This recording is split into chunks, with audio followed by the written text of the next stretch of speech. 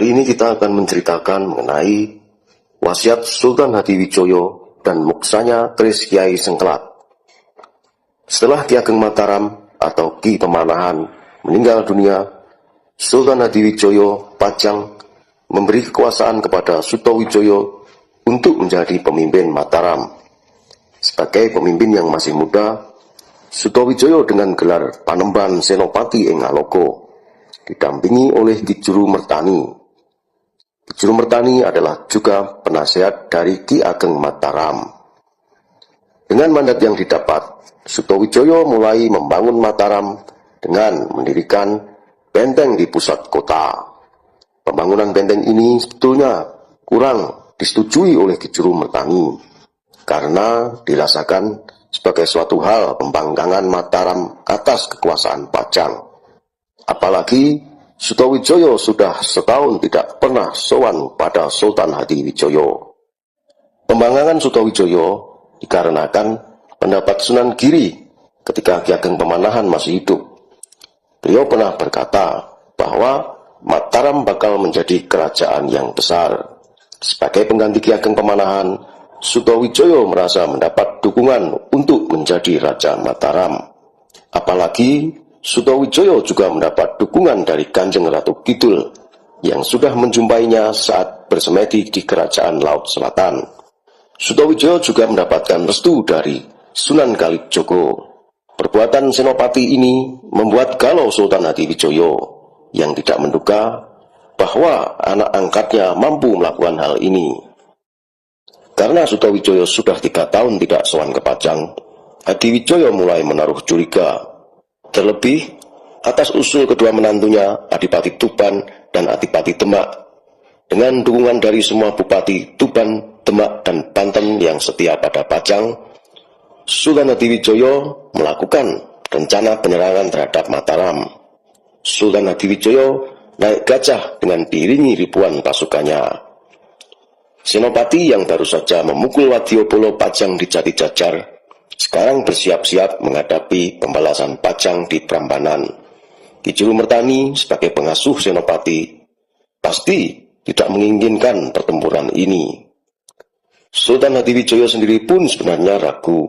Beliau tidak ingin menyerang Mataram yang dipimpin oleh anaknya sendiri.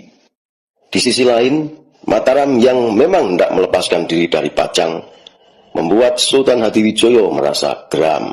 Peperangan antara tentara kerajaan Pajang dan tentara Mataram tidak dapat dihindarkan. Sultan Hadiwijoyo dan Panembahan Senopati berdiri berseberangan sebagai lawan. Sedang di belakang, tentaranya siap dengan membawa tanda-tanda kebesaran mereka masing-masing. Sultan Hadiwijoyo duduk di atas seekor gajah, tanda kehormatan Pajang, mengenakan keris Kiai Sengkelat di belakang pinggangnya. Panembahan Senopati duduk di atas pelana kuda putih kesayangannya dan memegang tombak Kiai Pleret di tangan kanannya dan wesi kuning di sakunya, serta pusaka bendi Mataram di tangan para pengawal yang berada di sebelah kirinya.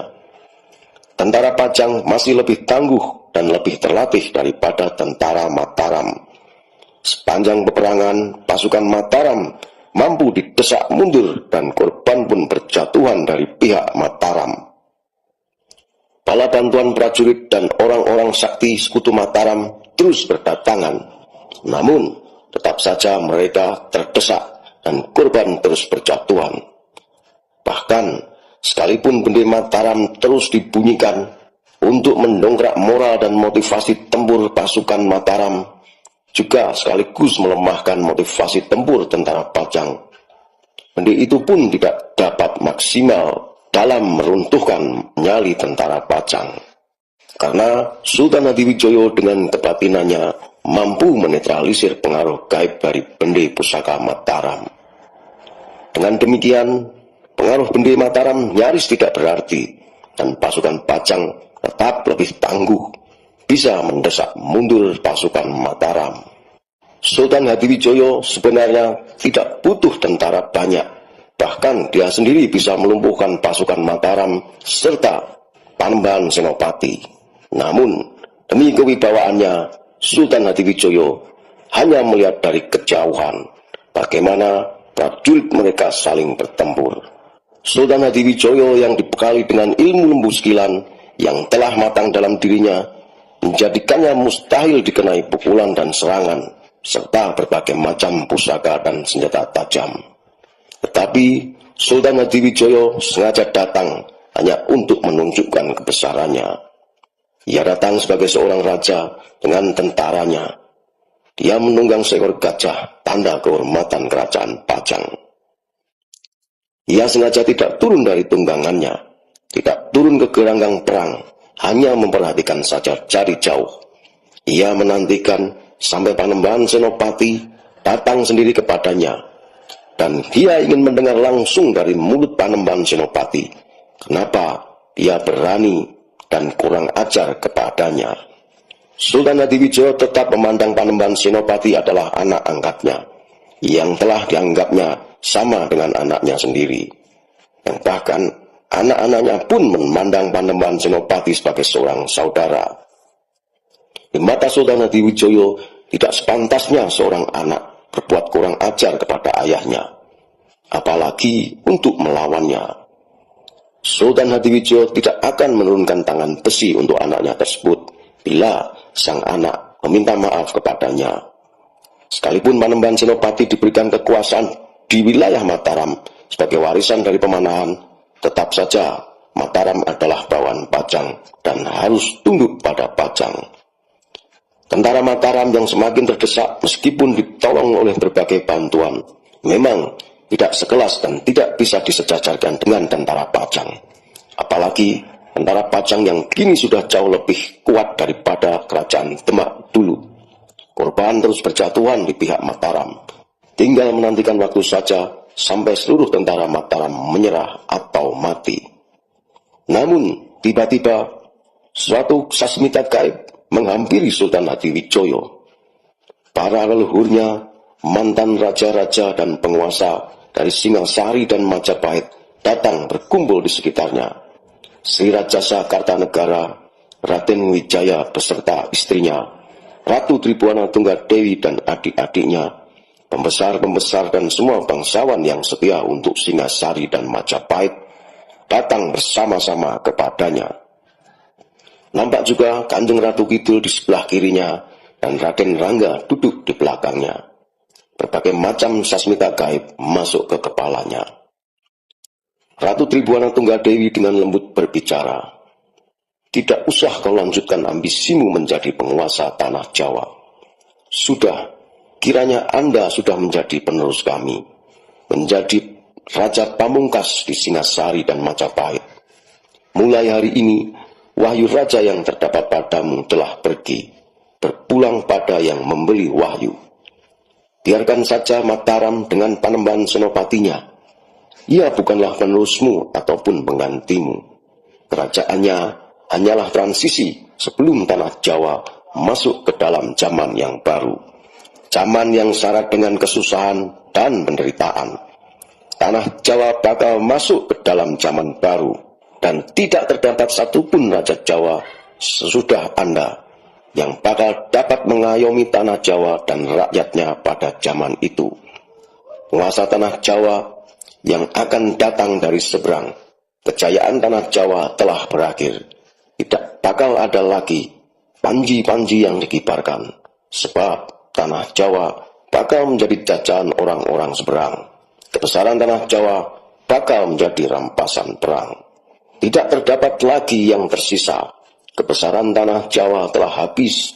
Bahkan kehormatan hati sebagai orang tanah Jawa juga tidak akan ada. Tetapi bakal ada masanya nanti. Tanah Jawa bakal bangkit kembali. Batas-batas Singosari, Majapahit bakal dipulihkan, dipimpin oleh raja-raja keturunan kami. Tapi mereka bukanlah raja-raja yang utama. Mereka hanyalah pendahulu jalan untuk raja yang sesungguhnya. Raja besar yang bakal menerima semua restu dari leluhur raja-raja pendahulunya. Baik dari Singasari dan Majapahit di wilayah timur dan tengah, dan Galuh di wilayah barat. Ia raja manusia.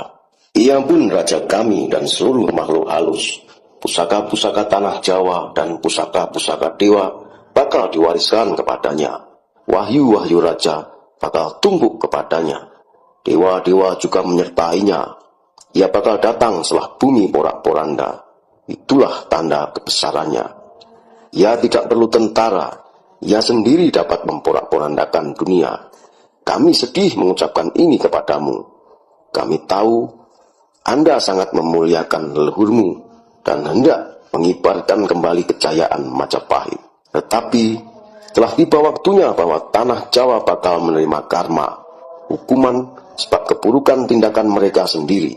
Tetapi pada waktunya nanti, kamu pun akan bangga karena dia, raja yang bakal datang, juga adalah bagian dari kita, keluarga Anda. Sultan Hadiwijaya sudah tidak bisa berkonsentrasi pada peperangan tadi. Para prajurit dan senopatinya harus bekerja keras, sebab tidak lagi bisa menemukan arahan langsung dari rajanya. Bahkan dukungan moral juga tidak didapatkan lagi. Saat Sultan Hadiwijaya dalam keadaan ragu, Merapi menimbulkan awan dan debu panas. Lahar dan bebatuan pijar menghantam Kali Opak dan wilayah yang dilewatinya. Beliau tertegun dan terdiam. Dalam hatinya bertanya, inikah pertanda bakal runtuhnya Pajang? Sesaat sesudah letusan reda, Adipati Tuban meminta agar Sultan Hadiwijaya menyerang Mataram.